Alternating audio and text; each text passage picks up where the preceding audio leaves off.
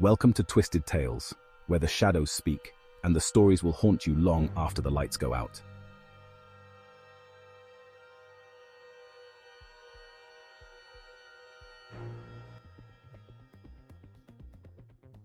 My sister has always had a soft heart, soft as sweetbread. She cried after the old woman, despite everything, maybe because of everything. I remember holding her as she wept, both of us covered in soot, her fingers scalded from holding shut the oven door. After the tears, she was quiet. She trailed behind me through the house with its sweetbread walls and sugared windows. I found the clothes we had arrived in and offered up her kirtle. She donned it without a word. She showed no sign of reaction when we found the treasure in the attic. She only nodded vaguely when I asked her to help me fill up the bags we could easily carry back through the woods. Maybe it would be enough. Enough to keep us safe from our stepmother's whims.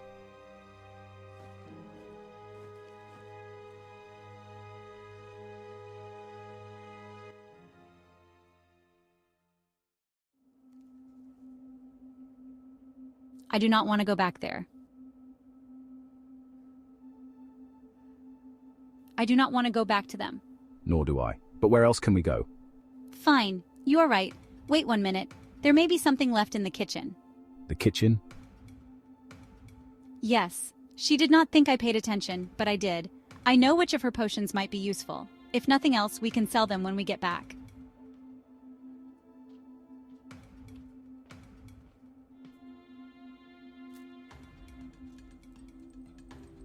Let us go. How do you know the way? I just know now.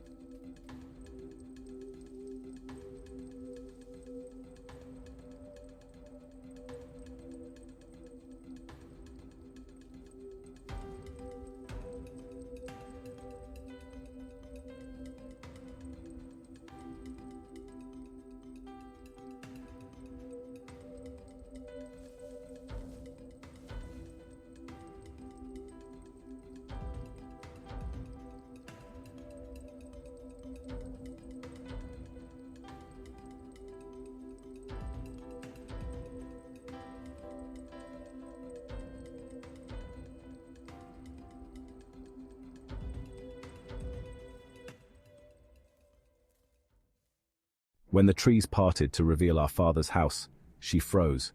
Then she broke into a run, and I followed half a step behind. The door was already opening when we reached the stoop, and our father met us with open arms and tears in his eyes. He held us close, apologizing over and over, praising the Lord's name. I embraced him, but as his arms closed around us, I felt something else, something burning in my chest. It started as a small spark, but the more I thought about our trek, about what he had let happen to us, the flame grew, steady and sure. I met my sister's eyes over our father's shoulder, and a chill ran through me. If my anger was a flame, hers was the dead cold of winter. Our father explained that our stepmother had fallen ill not long after we had left. She was in her room now, asleep, and had been for days. He did not expect her to recover, though he had followed the physician's orders as best as he could. Perhaps she shall rally to see you.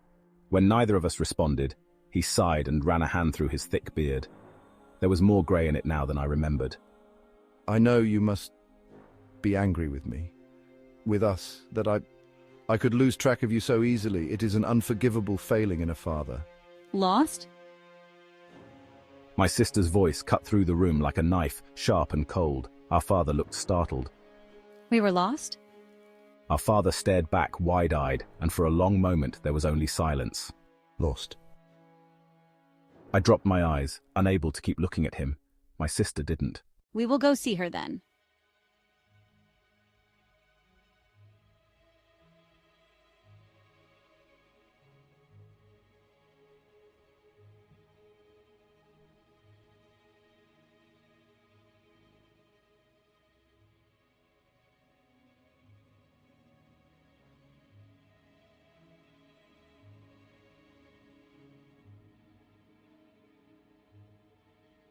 Here, this will help.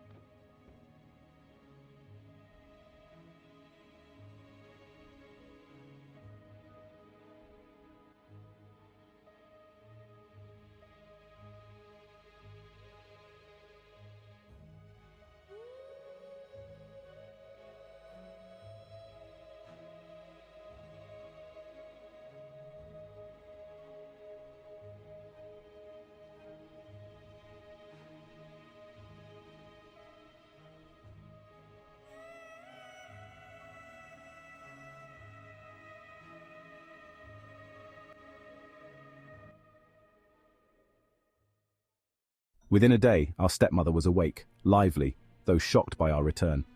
She simpered, and even shed some mockish tears to tell us how sorry she was we had been lost to the wood. My rage burned hotter, and my sister grew colder. We should celebrate your return. What do you wish for supper, my darlings? Sweetbread. I turned to stare at my sister, mouth agape. She didn't glance at me, but I felt her hand slip into mine beneath the table. But you are still recovering, stepmother. I feel quite well. I shall make it. I could have stopped her then. We could have left with the treasure in our bags. But seeing our father, hearing him refuse to admit the truth, I knew that wasn't the way. But when my sister looked at me, just for a moment, her gaze was as cold as ice. She wasn't asking permission. I nodded shakily.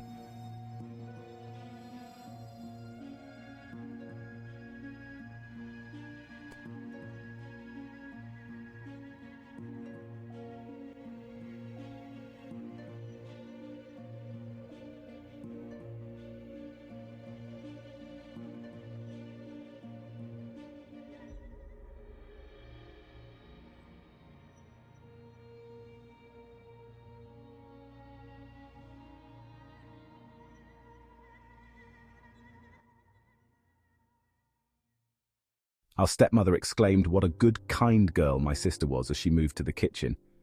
Soon enough, the cloying smell of baking sweetbread filled the room, and I could hardly keep from gagging.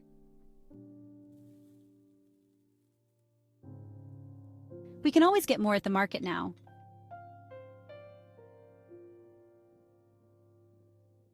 Our stepmother agreed happily, though our father hesitated before doing the same. Go on then, let us eat. They did. We sat in silence. It was our stepmother who fell first. A faint cough, a furrowed brow. Her confusion turned to horror as she stared at my sister. Our father choked, blood splattering his lips. I looked away, squeezing my sister's hand tight beneath the table. We were desperate. I did not want to. She made me. You let her. He collapsed onto the table, breath rattling, growing fainter with each passing moment. Our stepmother tried to lunge at us, but her legs gave out, and she sprawled across the floor. A scarlet trail, like candied jam, spread from the corner of her mouth. You little witch. They both began to convulse. I buried my face in my sister's shoulder. I could feel her stroking my hair. Even without looking, I knew she didn't look away until their last breath faded into silence.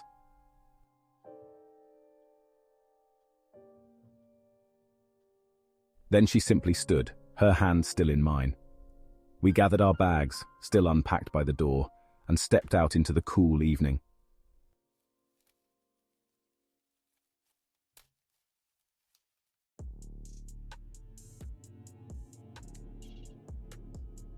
You are afraid. Yes. She smiled at me, squeezing my hand again, and all I felt was cold. You do not need to be. I will protect you. My sister has always had a soft heart, soft as poisoned sweetbread.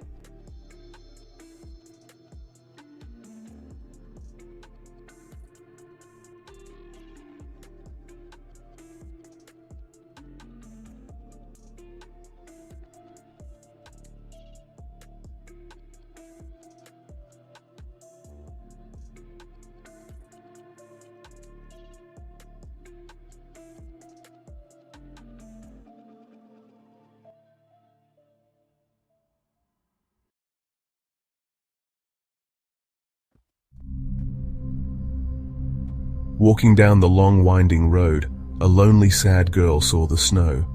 It came in a flurry, covering the road, and made her freeze. She hadn't seen snow since he died. Her father. Not a man named he. Her breath caught in her throat, and a slight strangled noise escaped her lips. Not today. Snow crunched under her boots. Each step was heavy, like walking through thick mud. Lily hugged her coat tighter. Wind whispered through bare trees, a lonely sound. Everything felt empty, just like her heart. She missed Dad. His laugh, his stories, his warm hugs on cold days like this. A tear rolled down Lily's cheek, freezing against her skin. She wiped it away quickly. The old swing set came into view, half buried in snowdrifts. Empty chains swayed slightly, creaking in the wind. Lily remembered pushing her little brother Max on those swings. Dad would stand behind, catching Max when he went too high. A sob escaped Lily's lips. It was too quiet now, the silence deafening. She just wanted to go home, curl up in her room and forget everything. The front door creaked open, a familiar sound. Lily tossed her backpack on the floor, the thud echoing in the empty hallway. Mum was at work, as always. The house felt colder than the snow outside. She walked into the living room. A chill ran down her spine. The swing set outside flashed in her mind. She could have sworn she'd left the curtains open, but now they were drawn shut. The room was dark, shadows dancing in the faint light from the hallway. Lily flipped the light switch. Nothing. She tried again, her heart starting to pound. Still nothing. A shiver ran through her, and it wasn't from the cold. The house felt different, wrong somehow. She turned back towards the hallway, a sense of unease settling in her stomach. Something was off, but she couldn't quite place it. A faint flicker caught Lily's eye. It was coming from the kitchen, a sliver of light under the door. Her pulse quickened. Mum never left lights on. Had she forgotten to turn it off before leaving for work? Lily slowly approached the kitchen door, each step hesitant. Her hand trembled as she reached for the doorknob. Taking a deep breath, she pushed the door open. The kitchen was bathed in an eerie orange glow. The old gas stove, which they never used, was lit. Flames danced beneath a pot, but it was empty. Lily's breath hitched in her throat. The room was empty, but the air felt thick, heavy with an unseen presence. She cautiously approached the stove, her gaze fixed on the flickering flames. They seemed to writhe and twist, casting grotesque shadows on the walls. A wave of dizziness washed over her. She felt lightheaded, disoriented. "Dad!" Lily whispered, her voice trembling. A figure emerged from the shadows, tall and familiar. Her heart leaped. It was him. He was wearing his favorite flannel shirt, the one Mum had given away after. The figure turned, and Lily's blood ran cold. His face was shrouded in shadow, but his eyes, they burned with an eerie, unnatural light. They weren't the warm, loving eyes of her father. These eyes were cold, empty. "Lily," a voice rasped, sending chills down her spine. It sounded like her father, but distorted. Wrong. Lily stumbled back, fear gripping her like icy claws. This wasn't her father. It couldn't be. Her father was gone. Back to the cold. Lily's eyes snapped open. She was lying in bed, her room bathed in darkness. The only sound was her own ragged breathing. It had been another nightmare. They had become more frequent lately, always the same chilling scene. She sat up, her body trembling. The memory of her father's eyes, cold and lifeless, sent a wave of fear through her. She longed for the familiar comfort of her mother, but she was alone. The house was silent, the air thick with a heavy stillness. Lily threw off the covers and stumbled to the window. Snow continued to fall outside, blanketing the world in a pristine white. It was beautiful, yet eerily quiet, mirroring the emptiness within her. She pressed her forehead against the cold glass, the chill momentarily chasing away the lingering fear. She needed to get out, breathe in the fresh air, anything to escape the suffocating atmosphere of the house. Footprints in the snow. Pulling on her coat and boots, Lily snuck out the back door. The cold air hit her like a slap, but it was a welcome shock. She took a deep breath, trying to steady her racing heart. Fresh snow covered the backyard, untouched and pristine. Except for footprints. They led away from the house towards the woods behind their property. They weren't her mother's. Her mother always wore her snow boots, and these were clearly men's work boots. Lily hesitated for a moment, a shiver running down her spine. Why would anyone be back here? She knew she should turn around, go back inside and lock the door. But a strange compulsion drew her forward, urging her to follow the tracks. Each step she took was filled with a growing sense of dread. The footprints led deeper into the woods, the trees becoming denser, the air colder. The silence was broken only by the crunching of snow beneath her feet and the frantic beating of her own heart. A warm embrace. The footprints ended abruptly in a small clearing. In the center stood a figure, his back to her. He was tall and broad-shouldered, wearing a familiar flannel shirt. Lily's breath hitched in her throat. Could it be? Dad? She whispered, her voice barely audible above the wind. The figure turned slowly. Lily's heart leapt into her throat. It was him. His face, weathered but kind, broke into a warm smile. Relief washed over her, so overwhelming it threatened to bring her to her knees. "Lily, my little snowdrop," he said, his voice a familiar rumble. He opened his arms wide, and Lily didn't hesitate. She ran into his embrace, burying her face in his chest. He felt real, solid, his warmth seeping into her chilled body. "I missed you so much, Dad," she murmured into his shirt. Tears streamed down her face, hot against the cold fabric. "I missed you too, sweetheart," he replied, his voice thick with emotion. He stroked her hair gently, his touch familiar and comforting. A familiar nightmare. Lily's eyes snapped open. She was back in her bed, the room dark and silent. The warmth of her father's embrace lingered on her skin, a cruel phantom sensation. Her heart ached with a fresh wave of grief. It had been another dream, so vivid, so real.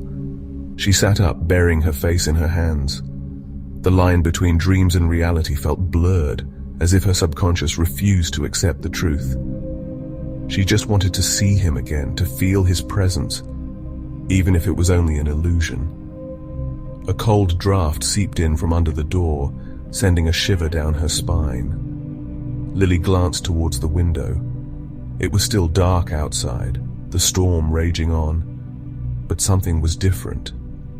There was a faint glow emanating from beneath the window, casting long, eerie shadows across the room. Curiosity warred with fear as Lily slowly got out of bed. She tiptoed towards the window, her heart pounding in her chest. As she peered out into the darkness, her blood ran cold. Face to face.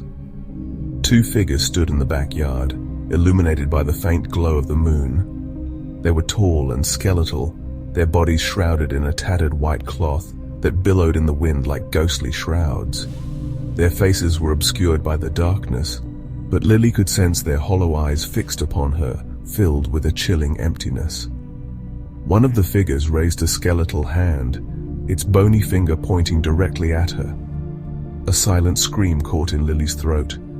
She stumbled back, her mind reeling. It was them, the figures from her nightmares. But this time they were not confined to the realm of dreams. Terror lent speed to her feet. She scrambled back into bed, pulling the covers over her head as if they could shield her from the horrors she had just witnessed. Her heart hammered against her ribs, each throb a painful reminder of the chilling reality unfolding before her very eyes. The wind howled outside, a mournful sound that seemed to echo the turmoil within her. Lily squeezed her eyes shut, desperately clinging to the hope that it was all just a figment of her overactive imagination. But deep down, she knew the truth. The veil between life and death had thinned, and something sinister had crossed over. The acceptance. Lily didn't open her eyes for a long time. She lay there, curled beneath the covers, listening to the storm rage outside. But the wind seemed to be dying down, the howling replaced by a gentle whisper. Slowly, cautiously, she peeked out from under the covers. The first light of dawn painted the sky in hues of pink and orange, chasing away the shadows of the night. The storm had passed, leaving behind a world blanketed in pristine white. Taking a deep breath, Lily got out of bed and walked to the window. The backyard was empty. No figures, no ghostly apparitions. Had it all been a nightmare? A hallucination brought on by grief and exhaustion? As she stared out at the snow-covered landscape, a strange sense of peace settled over her. She didn't have answers, but she no longer felt afraid. Maybe it was the calmness of the morning, or maybe, just maybe, she had finally begun to accept the truth. Her parents were gone, but their memory, their love, would always remain. Lily took another deep breath, the crisp air filling her lungs. It was time to move on, to live her life, carrying their memory in her heart. The journey wouldn't be easy, but she knew deep down that she was not alone, and somehow that knowledge was enough. The beach was different at night, calmer, more honest. The crashing waves, a symphony of white noise, always drew me in. Tonight the sand was cool and damp beneath my feet. The salty air was thick with a strange mist that clung to everything. It was a night for secrets. I walked for what felt like hours, the rhythm of the waves lulling me into a trance. The moon, a pale disk behind the mist, cast long dancing shadows. The hair on the back of my neck prickled. A feeling, primal and unsettling, told me I was not alone. Then I saw her, a solitary figure, shrouded in mist, standing at the water's edge. Her back was to me, her form draped in a white flowing gown. She was utterly still, like a statue sculpted from the night itself. Something about her felt wrong. Curiosity warred with fear. I hesitated, then called out, "Hello? Are you all right?" My voice, thin and reedy, was swallowed by the crashing waves. The figure didn't move. I took a hesitant step closer, then another. Who was she? "Turn back," a voice whispered. It seemed to come from the sand itself, dry and raspy. I froze, every instinct screaming at me to run, but my feet felt rooted to the spot. I strained to see the woman's face, but it remained hidden. "Who are you?" I asked, my voice barely a whisper. The figure slowly turned. I stumbled back, my breath catching in my throat. Her face, if you could call it that, was smooth, featureless, like a blank canvas. And then she spoke. "We've been waiting for you." Terror lent me speed. I turned to run, but the sand seemed to grip my ankles, pulling me down. Struggling, I looked back. The woman was gone. In her place, a pair of hands, gnarled and skeletal, erupted from the sand. More hands followed, reaching for me, grasping. Their touch was icy cold, their grip unrelenting. They dragged me down into the cold, dark embrace of the sand. The last thing I saw was the moon, a silent observer, as the ocean's roar filled my ears, a symphony of my doom. Now I am part of the beach, another soul claimed by the night, waiting, watching. Thank you for watching. Please like, share, and subscribe.